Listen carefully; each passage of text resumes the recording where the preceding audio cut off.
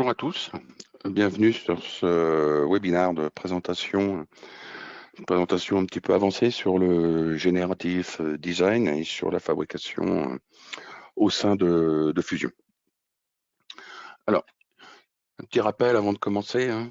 Donc Applicit fait régulièrement, à savoir pratiquement tous les mois, un webinaire lié à tout ce qui est fabrication. D'accord, donc là nous sommes aujourd'hui sur le génératif et fabrication du 25. Donc il reste à voir de l'OMV avec Power Inspect et toutes les nouveautés d'ici la fin de l'année qu'on aura eu courant 2024. N'hésitez pas aussi à acheter un œil sur notre blog, sur www.applicit.com et puis sur le blog. Mes collègues et moi-même mettons des articles régulièrement sur des nouveautés, sur des astuces, sur tout un tas de choses qui pourraient vous être utiles dans l'utilisation de vos produits Autodesk. Alors, l'agenda du jour, un petit rappel sur Fusion, vraiment succinct, parce que maintenant on commence quand même à bien connaître le produit. Et après, on va rentrer dans le dur avec le Generative Design, à savoir qu'est-ce que c'est déjà, pour faire un petit peu une mise au point là-dessus. On va détailler le workflow pour créer son étude, juste en dessous, avec toutes les géométries, les cas de charge, les objectifs, les procédés de fabrication. Avoir un petit peu un œil sur ce que va générer ce module et pouvoir trier et classer un petit peu les itérations qu'il aura générées. Et puis derrière, la fabrication, donc là, ce n'est plus ni moins de repasser en FAO avec les éléments que vous allez pouvoir générer directement en 3D dans Fusion, les éléments issus des résultats. Alors, un petit rappel sur Fusion, donc maintenant tout le monde sait comment un petit peu le fonctionnement de Fusion. Donc on est sur une passerelle, plus une passerelle qu'un produit qui va adresser différents métiers, différentes fonctionnalités. Donc on est sur une plateforme d'accès à différentes technos, de la conception, de la fabrication, additif, soustractif, de la simu, dont le Generative Design fait partie, et tout ce qui est documentation, donc savoir du rendu, des plans, et, des animations, des éclatés. L'intérêt ici de Fusion, encore une fois, c'est qu'on ne change pas d'environnement, tout est intégré dans le produit. Donc n'hésitez pas, si vous avez besoin d'informations sur Fusion, à prendre contact avec nous, il n'y aura pas de problème si vous avez besoin d'informations, démonstrations, et ainsi de suite. Alors, qu'est-ce que le Generative Design ? Alors, Generative Design, ce n'est plus ni moins, comme écrit dans le slide, là, c'est tout simplement de l'exploration de conception. D'accord, donc on va partir d'une CAO de départ, alors existante pour l'environnement, existante ou non pour la pièce à générer. Vous pouvez très bien déjà avoir un volume de base qu'on veut améliorer, augmenter la rigidité, alléger, ou soit directement demander au Generative Design à Fusion de créer une pièce de A à Z tout seul en suivant des objectifs de conception. Les objectifs, c'est réduire la masse, je veux limiter les déplacements, je veux limiter en fonction de la fréquence modale, donc et voir un petit peu des résultats pour éviter les vibrations, du flambage et un coefficient de sécurité, par exemple. À ceci, on va ajouter différents matériaux pour pouvoir générer un calcul. Alors, dans une étude de Generative Design, on peut affecter jusqu'à 10 matériaux différents. Donc, on peut avoir quand même un panel de résultats assez conséquent suivant les matières que vous allez définir dans votre étude. En plus de ça, on va avoir après la possibilité de mettre une méthode de fabrication. Alors, on va pouvoir lui dire, alors illimité, donc là, on ne met pas de barrière de fabrication. D'accord, donc là, c'est vraiment pour générer un modèle qui va correspondre à tous les objectifs. Par contre, derrière, on ne vient pas brider la génération par un procédé de fabrication. On y viendra un petit peu après, on fera le tour des modèles, des paramètres, des procédés de fabrication. Donc dans la base, c'est quoi ? C'est qu'on part d'une forme initiale par rapport aux contraintes que l'on a mis. Et à partir de cette forme initiale, le Generative Design va lancer plein d'itérations différentes hein, pour décliner, ainsi de suite, toutes les alternatives pour arriver à un modèle final ou des modèles finaux, parce que si on a plusieurs matières et plusieurs types de contraintes spécifiques, avoir des modèles qui répondent exactement à tous les objectifs. Alors le fonctionnement, le workflow. Alors de base, hein, bien sûr, on part d'un dessin, enfin d'un modèle 3D, d'accord. Donc on crée un nouveau projet, on apporte des géométries, ainsi de suite, dans notre étude. Donc les 3 premiers, on va dire steps du workflow, hein, aujourd'hui je vais pas trop m'en occuper, ça c'est plus vraiment de la CAO fusion. Nous on va s'intéresser plus à tout ce qui est création de l'étude, la génération, l'exploration des résultats et l'export des résultats. Dans la création de l'étude, on va le voir, hein, on va voir, j'ai détaillé un petit peu pour rentrer un peu plus dans le sujet. Donc toutes les, comment dire, toutes les informations qu'il va falloir fournir à l'étude pour pouvoir lancer l'exploration. Alors, dans l'étude, on va avoir déjà plusieurs éléments à fournir à Fusion pour pouvoir lancer le calcul. Alors, en premier, ça va être les géométries qu'il faut conserver. Les géométries à conserver vont être inclus et dans la pièce finale. Et là, le GD va venir ici s'appuyer sur ces géométries, donc les inclure dans la pièce. Là, c'est vraiment important. On ne peut pas générer d'études s'il n'y a pas de géométrie conservée. Pourquoi? Parce qu'il faut au moins un point de départ. Alors quand on dit une, moi à mon sens, il faudrait qu'il y en ait au moins deux hein, pour avoir un point de départ et un point d'arrivée pour pouvoir venir générer l'étude. Ensuite, on va avoir tout ce qui est obstacle. D'accord? Donc on va lui donner dans notre conception tous les outils, pas tous les outils, mais toutes les géométries qui vont être qu'on va considérer des obstacles et que l'étude, la conception va devoir éviter. Donc on va un petit peu orienter la génération du design en fonction des éléments que l'on va lui donner ici en rouge, les éléments obstacles. Alors, il n'y a pas besoin d'avoir un modèle où on a créé directement les géométries obstacles. Hein, on va pouvoir venir les rajouter directement dans l'étude. D'accord? Il y a des outils hein, qu'on peut avoir, qui sont intégrés, pardon. Par exemple, c'est de modifier le modèle et de venir faire avoir on va dire une fenêtre ouverte sur de la CAO pour pouvoir générer des obstacles. Hein. C'est ce que j'ai fait ici dans la petite présentation. On ira dans le produit après à voir un peu comment ça se passe. Et ce qui vous permet de partir d'une CAO assez light et de venir ajouter vos contraintes au fur et à mesure. Donc, géométrie à conserver, les géométries obstacles. Après, dans la création d'études, il va falloir ici lui donner des cas de charge. D'accord? Donc là, c'est basé sur de la simulation. Donc, on va lui donner un ou plusieurs cas de charge.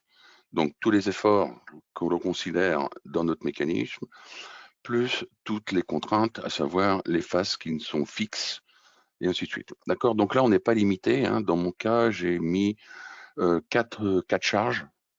D'accord? Donc un statique, un qu'on considère comme freinage qui va mettre des efforts hein, sur la potence de ma fourche ici. Et puis tout ce qui est des cas de charge, par exemple dans les virages où j'ai mis des efforts transversaux, encore une fois sur ma potence. Ça, c'est primordial. Hein, on est obligé d'avoir au moins un petit cas de charge, ne serait-ce que la gravité.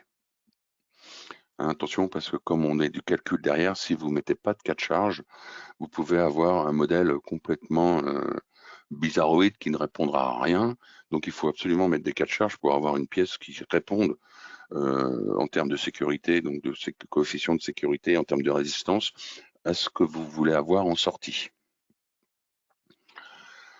Alors, une option ça, c'est pas nécessaire. Dans le Generative Design, c'est ce qu'on voit ici en jaune sur ma capture d'écran, on peut orienter le calcul en donnant une géométrie de base.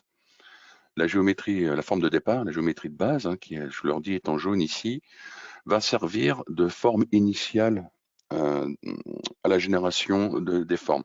Donc, il va, lui, prendre cette enveloppe et il va dire, OK, bah, je pars de cette forme-là, et c'est cette forme-là qui va être dérivée pour venir atteindre vos objectifs. C'est une option.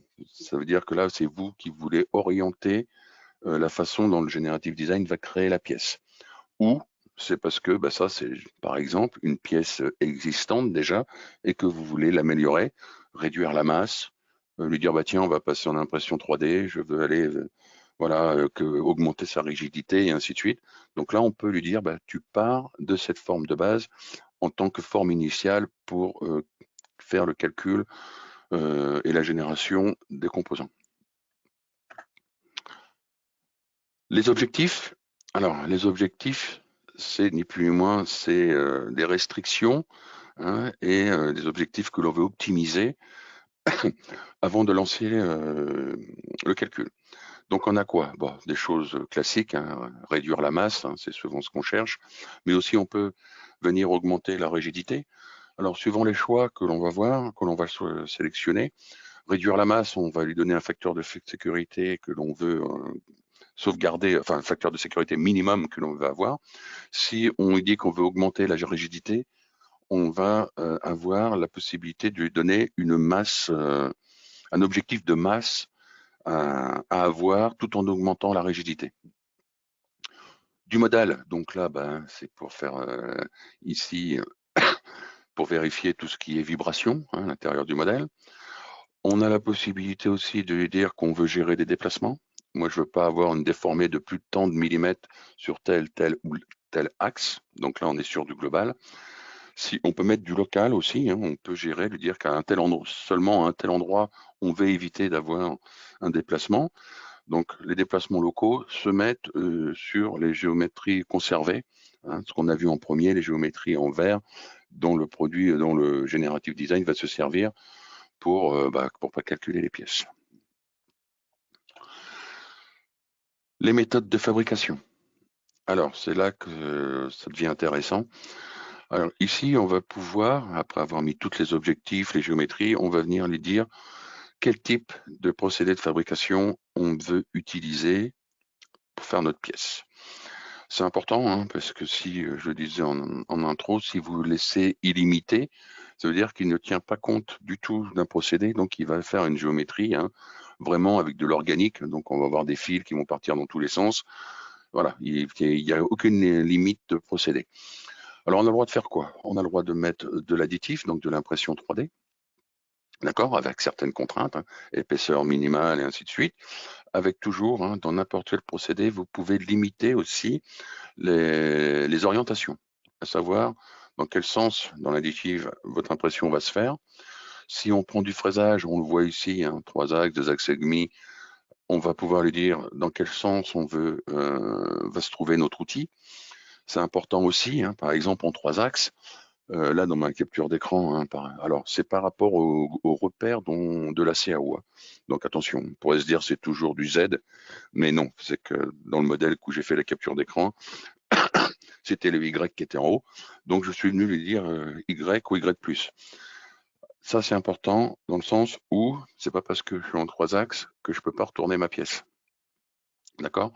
Donc là, on va lui dire quoi? Bon, moi, je lui dis, là, dans ce cas-là, je lui dis, bah, moi, ma pièce, ça bouge pas, je fais tout sur mon axe Y. Par contre, si j'ai besoin, je me dis, tiens, mais oui, mais je pourrais usiner de l'autre côté, vous pouvez lui dire que malgré que ce soit du trisaxe, vous allez lui donner les 3 orientations possibles de votre axe. Ça sera à vous de retourner votre pièce ou alors de faire du 3+2 derrière. Le 5 axes, il y a pas, il ne propose pas le choix de choisir les axes, hein, puisqu'on est en 5 axes. Donc là, il va libérer tous les axes pour pouvoir venir usiner la pièce. Au passage, hein, on voit ici qu'on a aussi des contraintes, hein, donc le diamètre minimal de votre outil, la longueur d'épaulement de l'outil, hein, d'accord, donc ça c'est la longueur du coupant. Et enfin, le diamètre de tête, c'est le diamètre du porte-outil. D'accord, il va tenir compte de tout ça pour générer la pièce, hein, pour pouvoir, quand il va y avoir des poches, ainsi de suite, savoir s'il peut passer ou pas. Ensuite, on peut faire de la découpe. Bon, de la simple découpe plasma, laser ou jet d'eau. d'accord? Encore une fois avec la direction d'axe. Et on sait aussi faire, lui demander de faire ça avec un procédé de moulage, d'accord? Donc moulage par remplissage, moulage sous pression, où là on va lui donner quoi comme caractéristique? Bah, la direction d'éjection, les angles dépouille minimum et l'épaisseur minimale de votre pièce. Tout ça pour avoir quelque chose qui est soit injectable ou soit mousse coulée. Donc on donne ici tous nos paramètres. Donc ça c'est important. Hein, on peut avoir des résultats qui sont complètement différents suivant les procédés que l'on va mettre. Hein.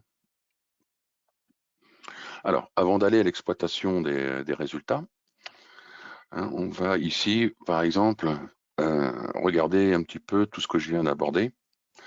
Hein. Donc, dans Fusion, ici, bon, c'est un modèle, on ne fait pas tous des motos, mais c'est un modèle qui était assez sympa à utiliser. Voilà, donc voilà la CAO de départ que là j'ai pris. Donc, s'il y a un bout de moteur, un bout de fourche, et il manque beaucoup de choses. Alors, en passant ici dans le Generative Design, donc pour créer l'étude, on va avoir aussi, hein, comme est présenté tout à l'heure, avoir ici, avoir les géométries conservées. D'accord? Donc là, on va juste ici lui donner, hop, en éditant ici, les corps que l'on veut utiliser en termes de conservation. OK. Pour tout ce qui est géométrie obstacle. Alors, on voit hein, ici, par rapport à ma CAO de l'autre côté, qu'il y a beaucoup plus de choses qui ont été rajoutées. Comme je le disais tout à l'heure, ici, hein, dans le Generative Design, on va avoir accès à une fenêtre CAO à l'intérieur de l'étude pour pouvoir venir faire des modifications. Donc, on va pouvoir venir éditer le modèle. D'accord? On va retrouver des choses qu'on connaît dans la CAO.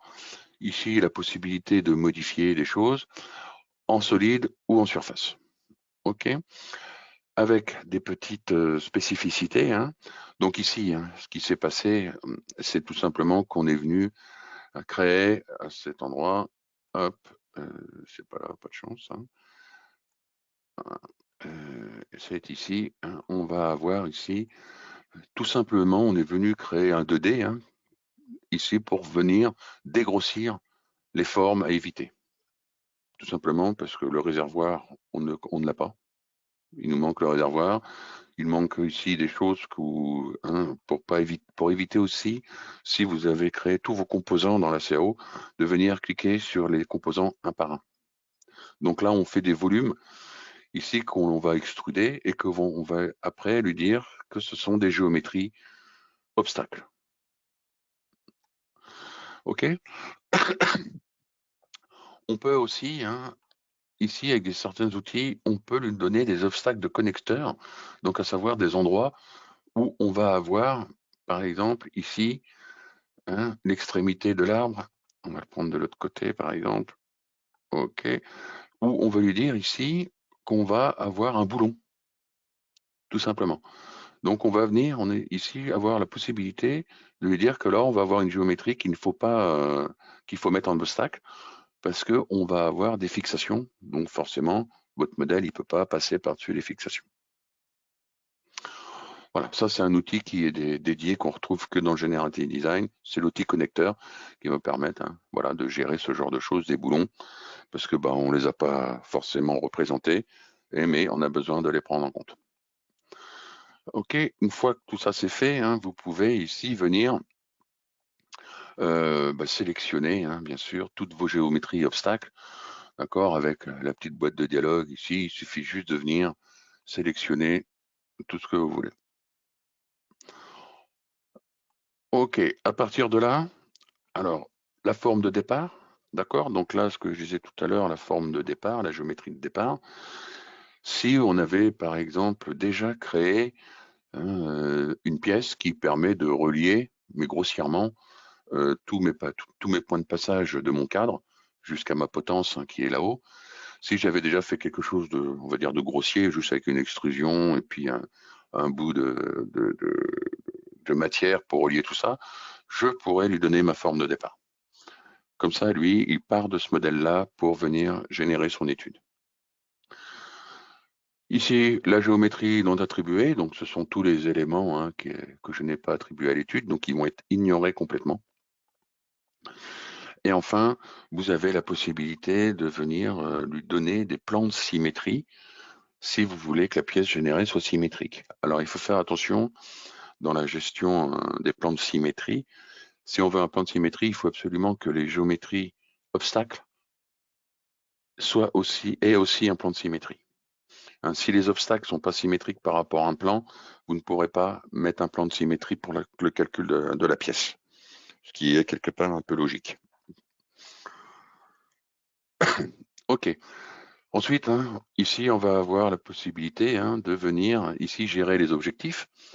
D'accord? Donc, hein, ce que me disait tout à l'heure, ici, tac, et tac, on va pouvoir, hein, on laisse souvent réduire la masse parce que c'est souvent le cas, hein, c'est souvent la chose qu'on calcule en principe, c'est de gagner du poids avec le facteur sécurité minimum que je veux garder, ça aussi c'est important, ou, comme je disais tout à l'heure, augmenter la rigidité du modèle avec un facteur de sécurité et la masse cible que l'on veut avoir.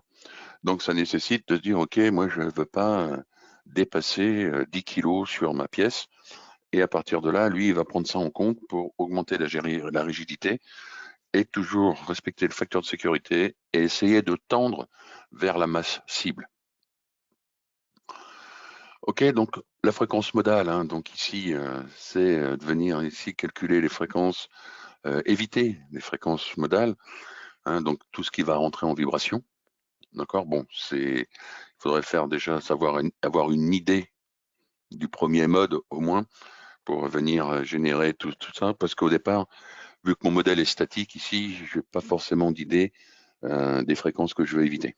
Ou alors c'est d'avoir déjà la fréquence du moteur, par exemple. Et enfin, les déplacements. Là, on veut lui dire qu'on veut limiter les déplacements dans tous les axes, et on nous dit, bah, moi, mon cadre, elle a déformé, il ne faut pas qu'il se déforme de plus de 1 mm sur les 3 axes. OK? Alors, comme évoqué tout à l'heure, si vous mettez du local, hein, vous allez pouvoir lui dire que ici, à ce niveau-là, par rapport à cette géométrie conservée, eh ben, le modèle ne doit pas se déplacer de plus d'1 millimètre pour répondre à mes objectifs. OK, et enfin, le dernier, c'est ici du flambage, d'accord? Donc là, c'est pas mon cas parce que je vais pas travailler sur la longueur d'un tube, par exemple, mais on peut aussi prendre en compte le flambage. OK, donc voilà ici ce que l'on peut faire comme objectif, pardon, j'ai fait une bêtise.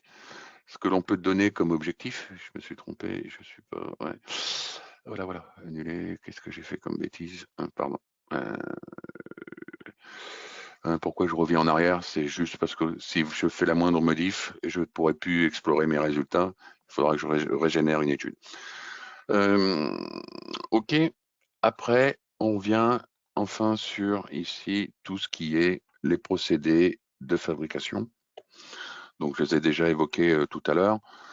D'accord? Donc, je leur dis, hein, illimité ici, on va le laisser faire, où il va aller vraiment au maximum respecter les objectifs avec des formes hein, qui vont être organiques, parce que là, on ne lui donne pas de limite, donc il va aller au mieux. Donc, après, quand c'est une préétude, par exemple, on peut très bien laisser en illimité pour voir un petit peu ce que ça va donner, hein, avoir une idée de la pièce. Mais bon, alors on a tendance, hein, alors au départ, il faut bien se dire que le generative design, au départ, est quand même fait principalement pour de l'impression 3D, hein, pour essayer d'avoir d'optimisation de forme au maximum. Donc, c'est d'avoir vraiment des formes organiques telles qu'on peut le voir sur des présentations.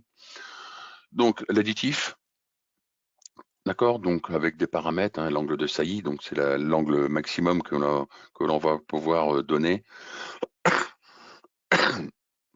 hein, par rapport à l'impression, d'accord. Donc, comme on le voit sur la petite vignette, ici, hein, là on va donner par rapport à la direction d'impression un angle maximum à ne pas dépasser pour pouvoir imprimer le modèle. Et enfin, l'épaisseur de pièce maximum que vous autorisez. Et enfin ici, la direction. d'accord, la direction, comme je disais tout à l'heure, qui est fonction du repère hein, où a été généré, enfin, où vous avez dessiné votre modèle.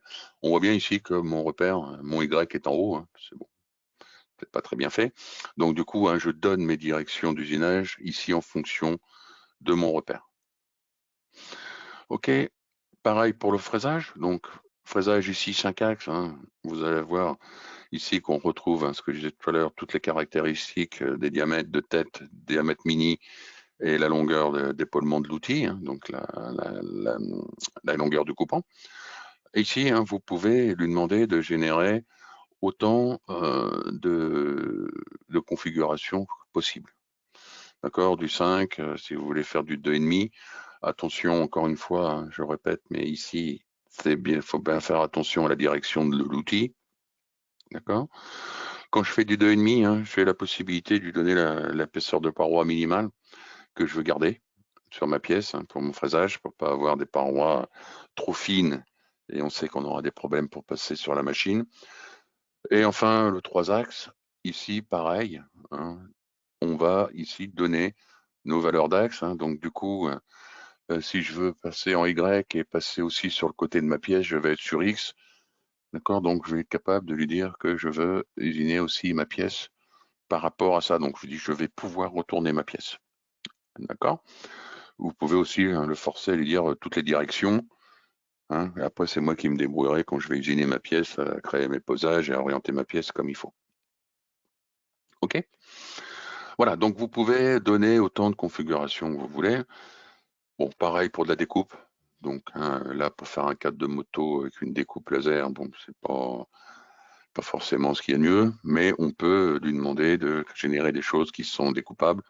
Et enfin, la dernière chose, ça va être ici du moulage. D'accord? Donc là, avec un plan de joint, les angles de dépouille et l'épaisseur de matière minimale. D'accord? Donc des objectifs, hein, l'épaisseur est importante, par exemple en injection. Voilà. Donc voilà tous les procédés de fabrication ici que l'on peut donner à Fusion pour créer une étude. Ok. Dernière chose qui a été évoquée, alors donc j'ai pas évoqué parce que j'ai oublié. Ce qui est important, dans chaque ici méthode de fabrication, il faut venir affecter des matériaux à chaque méthode de fabrication, chaque procédé de fabrication. D'accord? Donc, soit ici limité, donc on va voir le détail à chaque fois. L'additif, d'accord? Donc attention ici, hein, au passage, quand vous voulez affecter un matériau, vous avez différents types de matériaux. Hein. Par exemple, si on veut lui demander de calculer quelque chose en additif, on peut avoir les matériaux directement de l'additif qui sont déjà créés dans Fusion. Ok, pour tout ce qui est fraisage, si on n'a pas de nuances bien spécifiques, hein, telles que l'additif, on accède ici à toutes les nuances d'acier, d'aluminium qu'il y a d'inclus dans Fusion. C'est primordial. Hein, si vous ne faites pas ça, il va vous générer une erreur. C'est important. OK. Et enfin, ici, on va avoir nos différents cas de charge. Alors, je vais cacher des choses parce que on ne va rien voir. Voilà, ici, on va venir, par exemple, dans mon cas de charge numéro 1, hein, que j'aurais pu ici renommer statique, par exemple. OK, voilà. Je vais avoir quoi? Bah, ici, en joue de ma gravité, je vais avoir mes efforts. Hein, ici, donc le poids tout simplement de la moto, par exemple. Je vais avoir ici mes efforts de réaction, donc par exemple mon ressort. Voilà, donc ça c'est mon statique. Chaque cas de charge peut être dupliqué, modifié, et vous pouvez en rajouter autant que vous voulez. Donc par exemple ici, hein, dans mon freinage, j'ai mis ici, dans mes charges, je suis venu rajouter, hop, ici des efforts par rapport hein, à la base de ma potence, hein, des efforts inversés, hein, pour comme une torsion.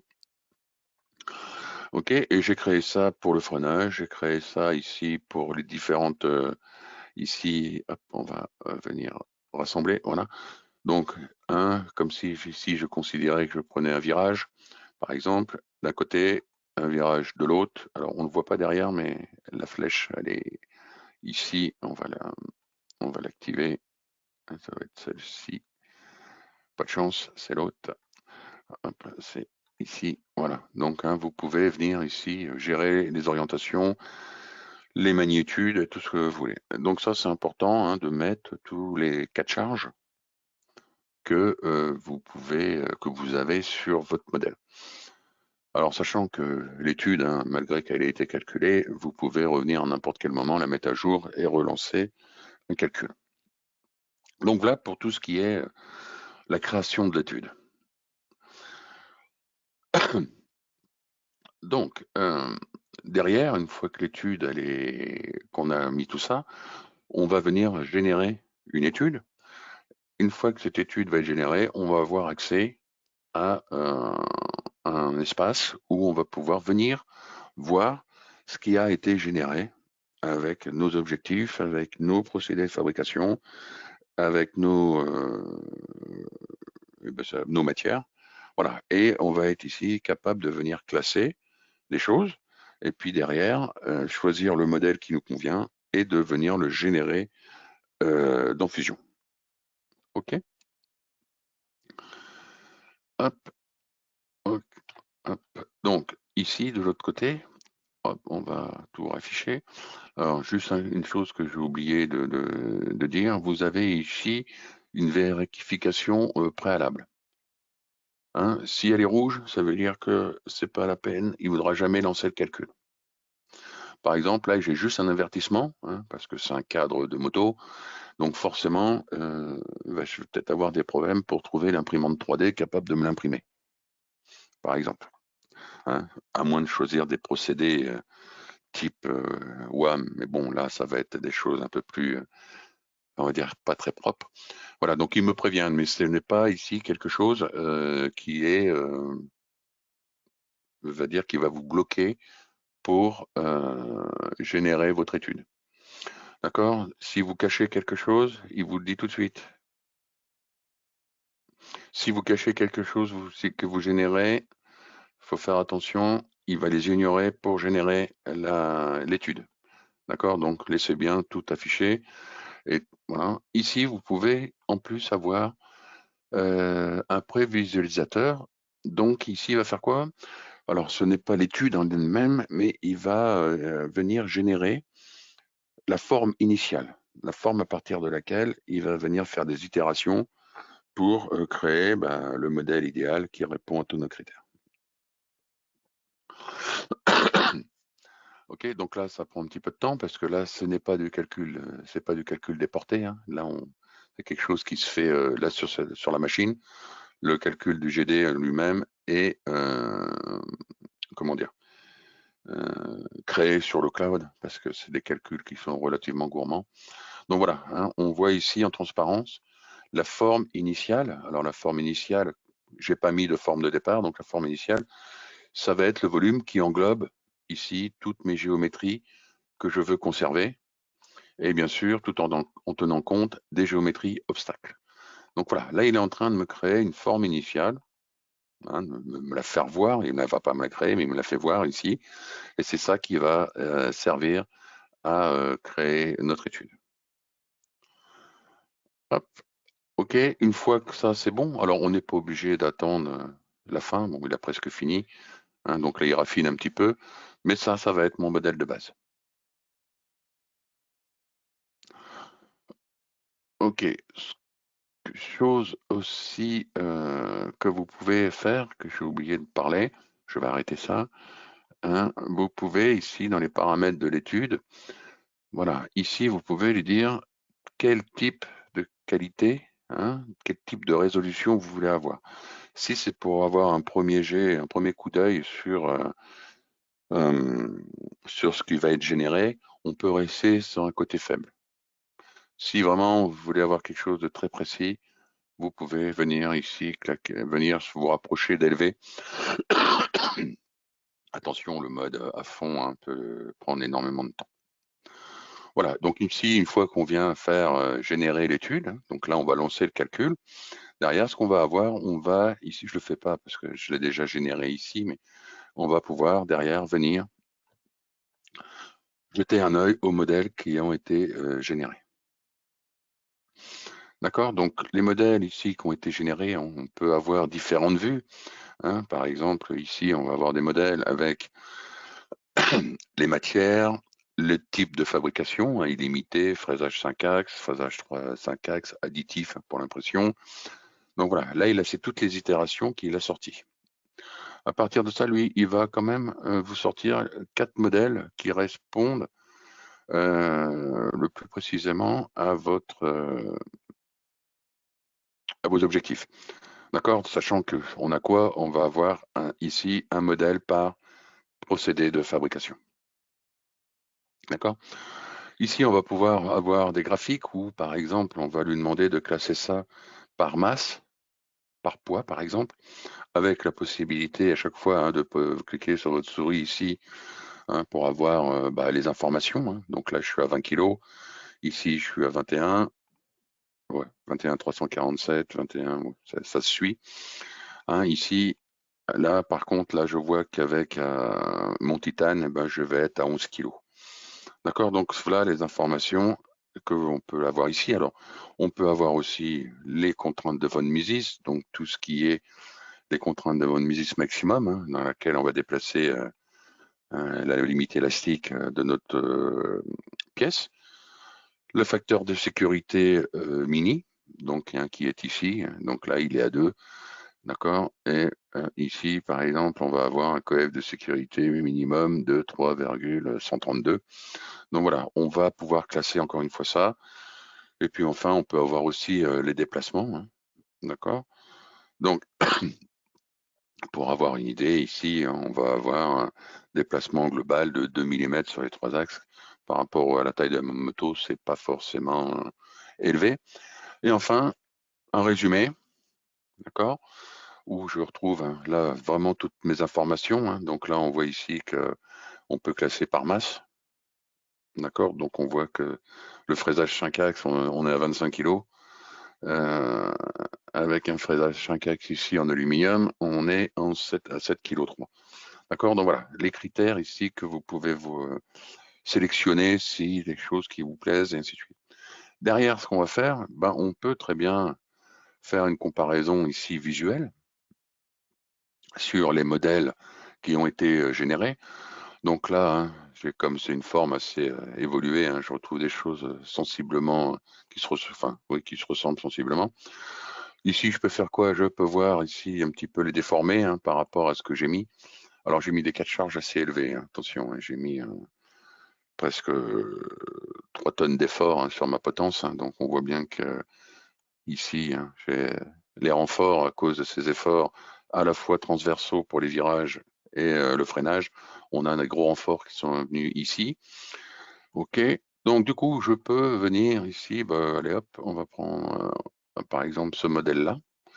Hein, et derrière, vous avez quoi? La possibilité de dire à Fusion, génère-moi le modèle 3D. Donc là, il va créer un modèle 3D qui sera généré dans Fusion et suivant les procédés de fabrication que vous avez choisi, on n'aura pas la même chose en sortie. D'accord? Donc ici, j'en ai généré plusieurs déjà à l'intérieur même de mon Fusion. Tout simplement, je ne sais plus où c'est. Voilà, donc j'étais parti ici de cette petite forme. D'accord, donc ça va changer quoi à l'intérieur de Fusion?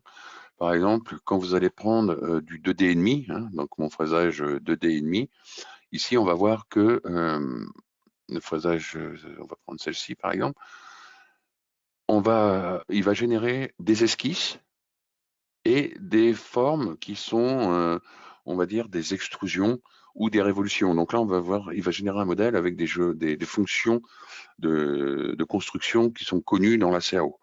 Donc on va avoir quelque chose de très très propre à ce niveau-là. Par contre, ici, une fois qu'on va prendre bien évidemment de l'additif, on ne va pas avoir toujours tout de suite la même chose. D'accord? On voit qu'on va venir générer des formes qui sont organiques un petit peu, suivant les efforts. Okay.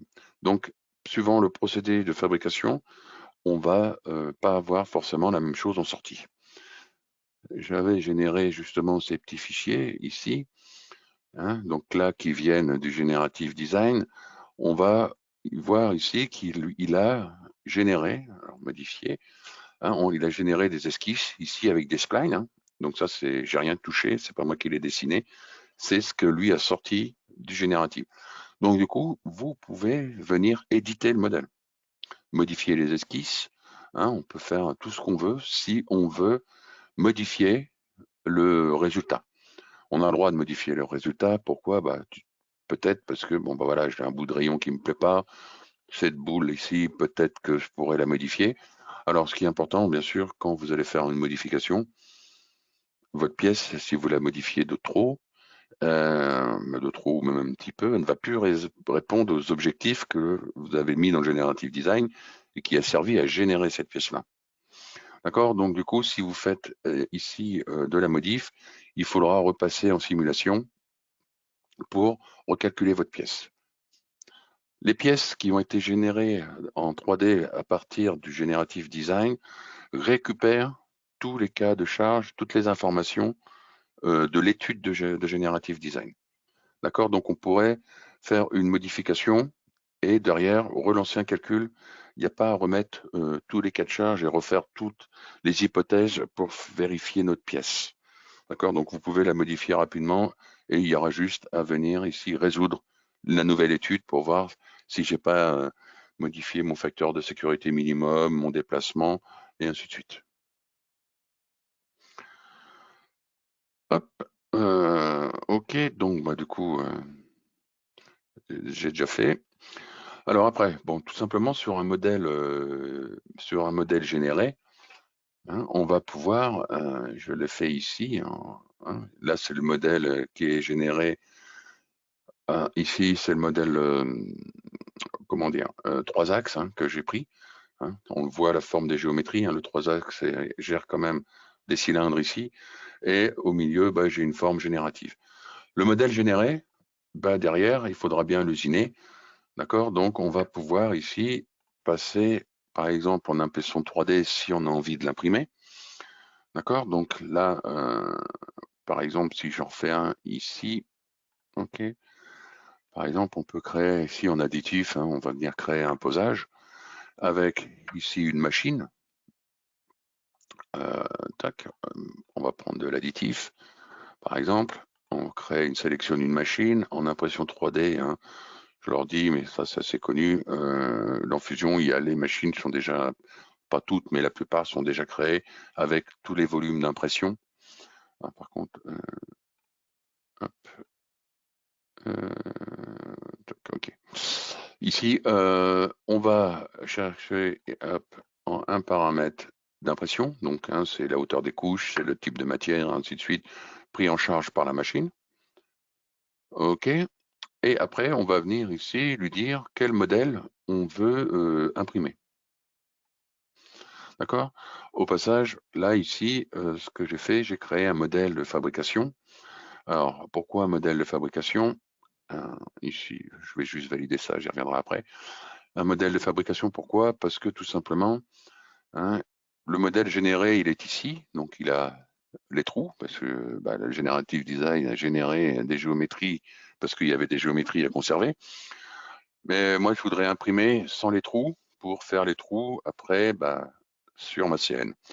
Donc tout simplement, hein, ce qu'on fait, j'ai ici dupliqué le corps le corps généré et je suis venu ici supprimer. Hein, ici, je suis venu enlever.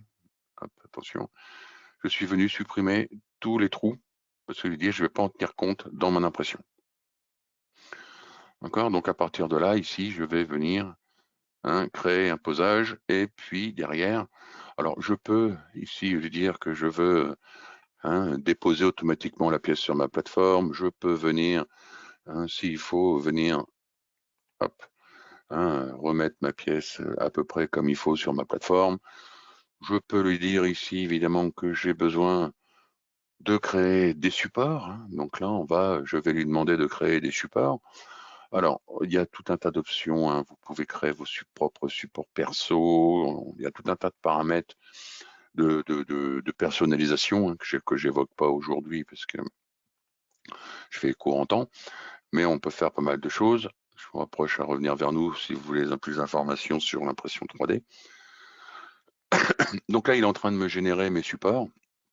Hein, donc du coup, je l'avais déjà fait hein, ici. Voilà, ça va relativement vite. Hein. Ici, j'ai créé tous mes supports de ma pièce et derrière, je peux lui demander de me générer ma trajectoire d'outils en additif. Et pendant qu'il calcule, hein, derrière, ce que je vais faire ici, bah, je vais lui demander post-traiter mon impression ou directement exporter la scène en 3MF qui est, on va dire, le step de l'impression 3D. Donc, il va envoyer toutes les informations de support, de pièces directement à votre imprimante. Ou alors, l'autre solution, c'est d'exporter tout ça en STL et de faire tout le travail sur votre machine, ce qui est un peu moins judicieux parce que là, on a tout sous la main et tant qu'on n'est pas sûr de la géométrie finale, parce qu'on peut toujours venir la modifier, il faudra mieux attendre vraiment d'avoir validé votre modèle. Ok, donc là, du coup, il m'a créé ici ma trajectoire avec la possibilité d'avoir tous les statistiques d'impression. Hein. Il faut 25 mètres de filament, le temps d'impression, encore la coque, le remplissage, le nombre de supports, ainsi de suite. Donc je peux directement post-traiter. Hein. Je ne suis pas obligé de venir faire une simulation. Ok, et une estimation du coût hein, par rapport ici avec le coût énergétique, le coût du filament. Vous avez une idée du prix que peut vous revenir votre pièce. Ok, le slicer est intégré, hein, donc on va pouvoir lui demander de venir simuler ici l'impression, hein, d'accord, avec ici hein, toutes les couches hein, qui vont être générées. Hein, d'accord, donc ici vous pouvez vérifier que tout se passe bien, hein, gérer aussi ce qui se passe à l'intérieur, parce que là on a mis une épaisseur de paroi et on va venir gérer ici l'intérieur de notre modèle. Hein, tout ça est personnalisable, bien évidemment. Et ici, par exemple, dans l'édition du paramètre d'impression, hein, on va avoir ici la possibilité de changer le type de remplissage. D'accord? Donc, il suffit juste derrière de venir générer tout ça. Alors là, je ne l'ai pas refait, j'ai pas mis la pièce en place, mais c'est pas trop gênant, c'est juste la position hein, qui n'était pas à jour. Et derrière, donc là, j'ai modifié la structure interne de ma pièce. Hop. Donc, en attendant que ça calcule, ici, ce que l'on peut faire, donc là, je crée mon impression, pardon, et derrière, je vais récupérer hein, mon modèle final pour venir passer ça sur ma CN, par exemple, pour venir faire un usinage directement. Hop. Ok, donc on va laisser calculer. Alors, autre chose que j'ai pas montré, hein, bien sûr, la possibilité de venir réintégrer le modèle généré à l'intérieur de votre assemblage. Hein, pour voir la forme, peut-être éditer le modèle. Hop, voilà, c'est fini. Juste pour ici vérifier ce que je disais juste avant, hein, savoir la structure interne de mon modèle. Tout à l'heure, j'avais des vaguelettes. Là, j'ai dit que je voulais des petites fleurs. Bon, voilà. Ok, donc tout ça, c'est faisable. Juste une aparté. Non, je la ferai après, c'est pas grave. Ici, d'ailleurs, hein, ce qu'on peut faire, donc après avoir ici créé, imprimer ma pièce, et je vais venir la reprendre pardon, en fraisage. Toujours avec le même modèle de fabrication, sauf que mon brut ici, je vais aller chercher le brut au niveau de ma pièce que j'ai imprimée et je vais venir usiner le corps qui est la pièce finie. Ok, la possibilité bien sûr, alors là j'ai pas mis de posage, mais de voir votre pièce à l'intérieur sur votre machine. Ok. Hop. Ok, et puis derrière, c'est tout simplement, donc là je rentre pas trop dans le détail, ça va venir être ici, bien sûr, de venir créer vos stratégies d'usinage, hein, à savoir ici les perçages par exemple, à savoir ici l'alésage qui est là-bas, donc là je le génère parce que j'ai déplacé ma pièce. Voilà, et de venir, donc là c'est très simple en termes d'usinage, bien évidemment, hein, c'est pour gagner un petit peu de temps. Si j'étais dans une pièce en 5 axes, ça aurait été tout de suite beaucoup plus long. Et derrière, de venir voir si tout se passe bien, pas d'erreur, pas de problème détecté à l'intérieur de ma simulation d'usinage, pas de collision, rien du tout. Hop, tac. OK. Je vais juste revenir un petit peu en arrière sur, j'étais un petit peu vite tout à l'heure, j'ai oublié de vous montrer quelque chose par rapport à mon étude qui était là, hein. Alors l'étude est sauvegardée avec le fichier, hein, vous pouvez revenir reconsulter des choses après avoir fermé votre machine, il n'y a pas de souci. Si tant que ça reste sur le cloud, l'étude sera intégrée, hein, donc ça vous permet de venir peut-être consulter, revenir générer un autre type de pièce. D'accord. Donc ici, dans la conception, tout à l'heure, j'avais fait un autre calcul, hein, toujours sur le même modèle. Ici, un modèle qui était généré. Vous pouvez bien sûr venir réintégrer le modèle généré à l'intérieur de votre fichier, tout simplement. Étant donné que c'est votre fichier ici avec ma moto qui a servi à générer le cadre, le modèle va se mettre directement à la bonne position parce qu'il a été généré avec le même repère. D'accord. Ici, hein, par exemple, ce que je disais tout à l'heure, je n'ai parlé mais je ne l'ai pas fait voir, hein, on voit ici que il a épousé la forme de mon carter à ce niveau-là, hein. Donc du coup, je suis un peu juste. Vous avez la possibilité ici de rentrer dans de l'édition et la forme qui a été générée ici, hein, on voit Generative Design, venir modifier le résultat. D'accord. Et je leur dis encore une fois, hein, derrière, ça nécessitera de refaire sûrement un calcul pour vérifier que votre modèle, il est bon, hein, en termes de résistance de matériaux. Donc ici, hein, on a la possibilité de venir choisir, de venir modifier le modèle. Donc là, j'ai pris les morceaux de cadre et je vais venir le dégager un petit peu de mon carter.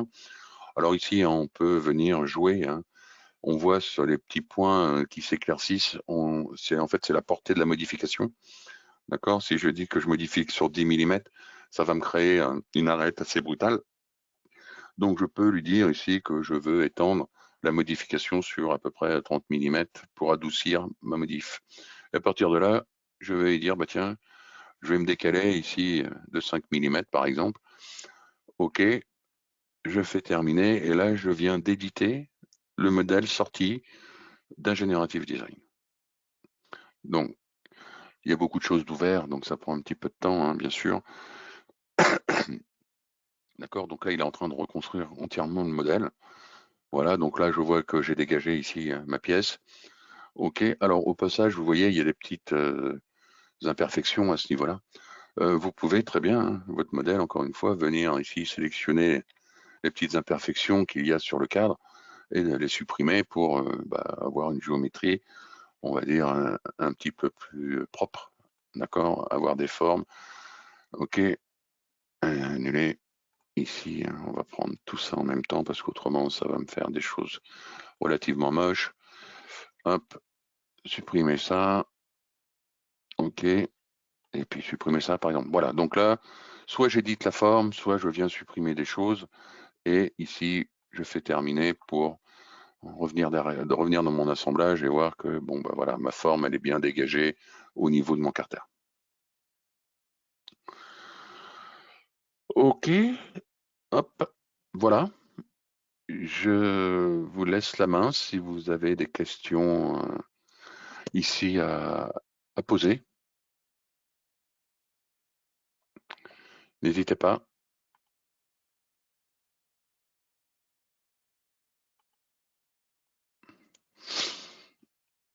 Hop. Non, pas de questions. Toujours pas de questions. Donc je vous souhaite une bonne fin de journée et par avance un bon week-end. Merci. Au revoir.